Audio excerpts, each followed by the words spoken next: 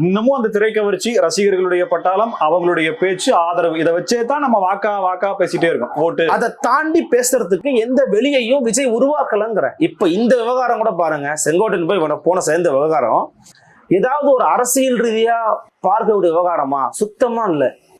நீங்க ஒரு அரசியல் கட்சியில போய் உங்களை நினைச்சுக்கிறீங்க அப்படின்னா உங்களுக்கு ஒரு நோக்கம் இருக்கணும், ஒரு தெளிவான ஒரு சிந்தனை இருக்கணும். ஆட்சி மாற்றம், அமைப்பு மாற்றம், அரசியல் மாற்றம் அப்படிலாம் இருக்கணும். இந்த மாதிரி செங்கோட்டையனுடைய சேர்வுல இருக்குதா?